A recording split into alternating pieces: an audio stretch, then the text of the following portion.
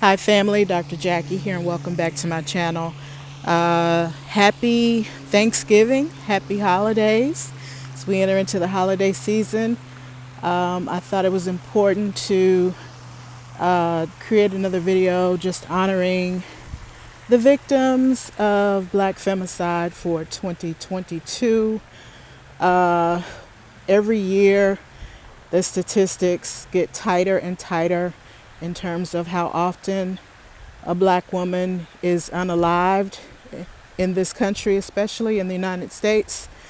When I started the Share Her Story series of videos on this channel, I believe the black femicide rate was every 6 hours or so. And now the studies are showing that it's actually now every 5.5 hours, and probably even less than that as we go forward. I want to honor the victims of black femicide that we've lost this year, the women that were unalived by their partners, by their boyfriends, their husbands, partners, and most recently, as we've all heard, the story of Shanquella Robinson. And unfortunately, when we talk about black femicide, we're not just talking about the unaliving of black women at the hands of men or black men, but now we're also talking about the unaliving of black women at the hands of so-called friends and acquaintances and relatives. Shanquella Robinson, beautiful young lady that we've all seen her story highlighted in the news recently, was allegedly unalived by some people she trusted, some friends, female, male, transgender, who knows at this point.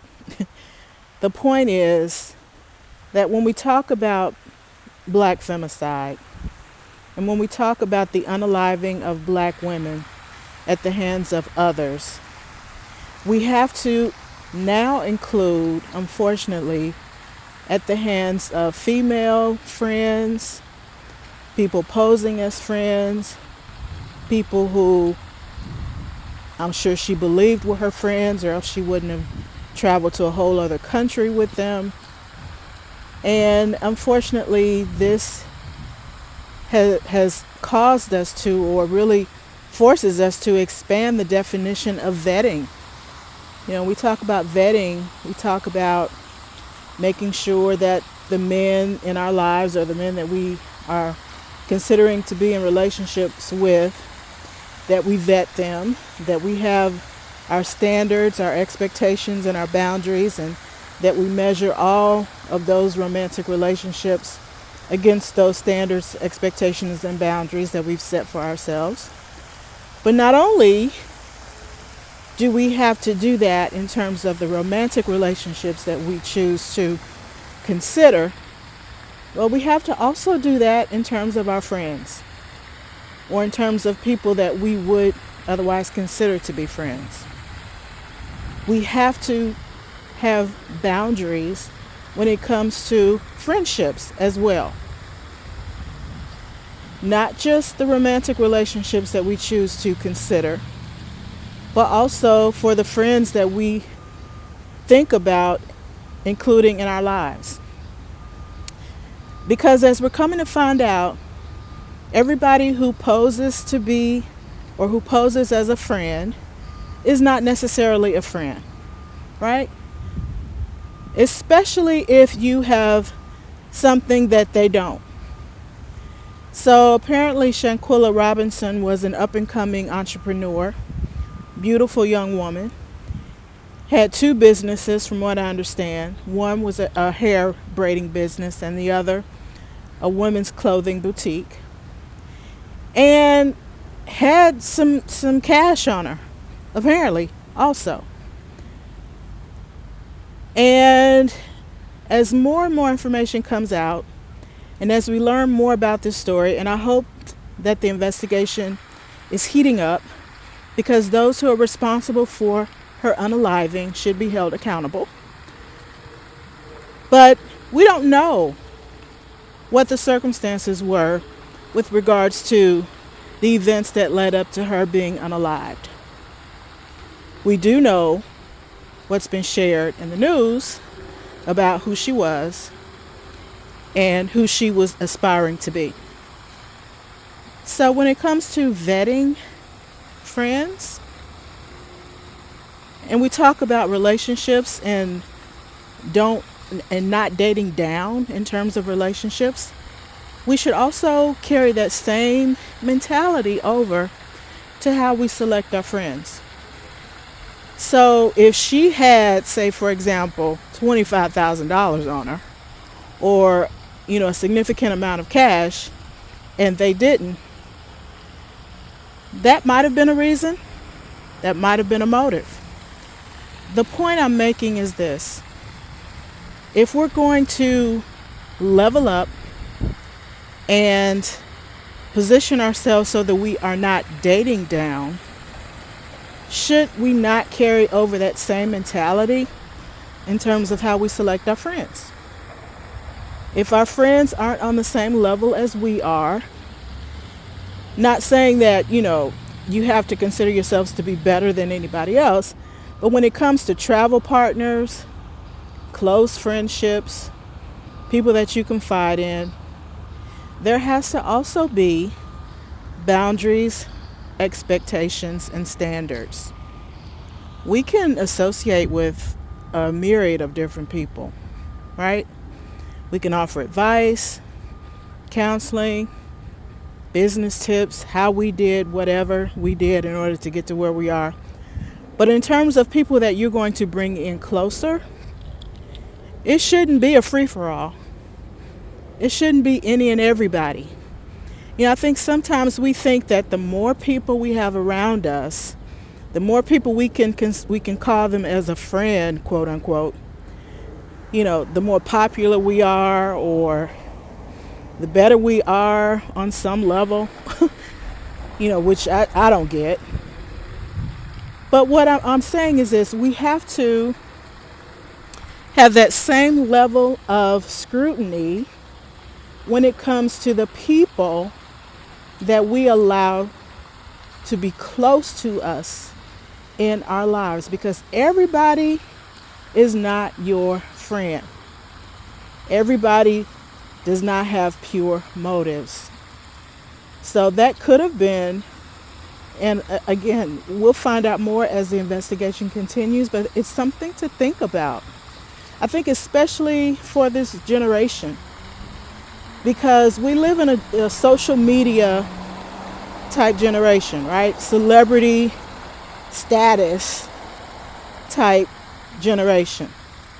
And many are of the false belief that the more friends, quote unquote, we have, the more important we are, or the more clout we have, or the more status we have.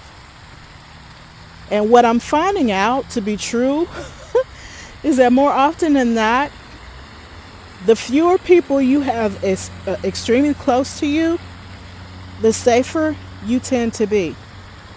Now, I'll bring in a biblical analysis in here for those of you who read the Bible. When you talk about Jesus, he had 12 disciples, right? And of that 12, he really only had 3 that were really, really close to him. And, even beyond the 12, there were like multitudes of people followed him, right? I mean, multitudes. Numerous people, too many to count, followed his ministry and followed his teaching and followed him all around Jerusalem or wherever it was he was going. And of those, many, many people, he selected 12 to be his disciples. But even of the 12, he had 3 that he really rocked with, that he only really rocked with. So what I'm trying to say is this, is that, yeah, we can have people that we know, acquaintances, and we can learn something from everybody, right? If we look hard enough, there's lessons to be learned from everybody that we come in contact with. But when it comes to those people that you're going to consider to be your close friends, the fewer, the better. the safer. So whoever these 6 people were that were on this road trip with her, as they continue to develop the investigation, I'm sure we'll learn more as more information comes out. But yeah, don't not only vet your relationships, but vet your friendships as well. I mean, we're going into the year 2023. It's time to level up even more. This is a time of year where we begin to think about goals and things we want to accomplish and how we want to level up and things that we want to see happen in our lives, things that we may want to do differently in our lives. And nobody accomplishes anything great alone. So it's important to have people in your life that are going to push you forward and not seek for ways to delete you, right? And like I said, we don't know the circumstances of what happened. We don't know, none of us were there.